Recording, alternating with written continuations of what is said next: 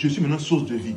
Je parle comme Abraham, comme le père de la foi. Regardez le modèle. Romains 4, verset 17. Et que tu commences déjà à parler. Tu dis non, je refuse. Je parle à mon corps, je parle à ma peau, je parle à mes reins, aux poumons. Je parle. Pourquoi? Je transporte la vie. Je suis maintenant vie. C'est ta bouche.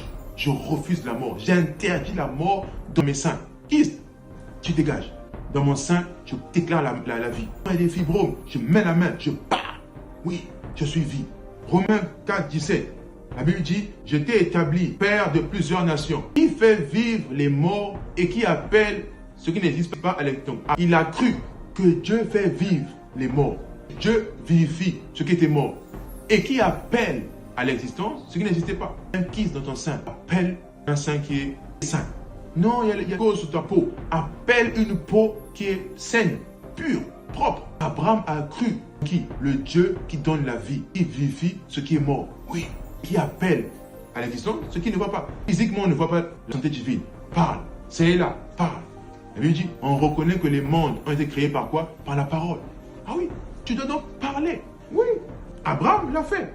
Verset 18, la Bible dit, espérant contre toute espérance, il crut, en sorte qu'il devint père d'un grand nombre de nations. Selon ce qu'il lui avait dit, telle sera ta postérité. 19, et sans faiblir dans la foi. Vous voyez, sans faiblir dans la foi, il ne considéra point que son corps était déjà usé. Le corps d'Abraham était usé, vieux. Vieux, en d'autres termes, il n'avait plus la capacité d'avoir des enfants. Il n'avait plus d'énergie, plus de puissance. Mais Abraham n'a pas vu son corps dans son état. Non. Puisqu'il avait près de 100 ans et que Sarah n'était pas en état d'avoir des enfants. Sarah était double ménopausée. Regardez le problème. Regardez la mort qui a affecté Abraham, qui a affecté Sarah. La mort dans le corps d'Abraham, la mort dans le corps de Sarah. Regardez. Verset 20. Il ne douta point par incrédulité. Abraham n'a pas douté. Il a vu son corps. Non, il n'a pas douté. Il a vu le corps de Sarah. Il a dit, no way. Le Dieu là, qui a la vie là, il donne la vie aux morts. Regardez la foi d'Abraham. Il ne douta point par incrédulité. Au sujet de la promesse, tu vois, eux c'est une promesse. Mais toi, c'est plus une promesse. Maintenant, c'est une réalité. La vie est en toi. Mais il fut fortifié par la foi, donnant gloire à Dieu. Ayant la pleine conviction que ce qu'il promet, il peut aussi l'accomplir. Il a parlé.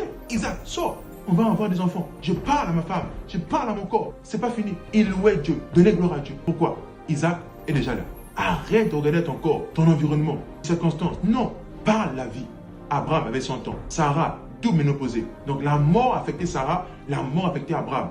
Regardez le résultat. Isaac est sorti. Malgré la condition physique extérieure, la vie est sortie.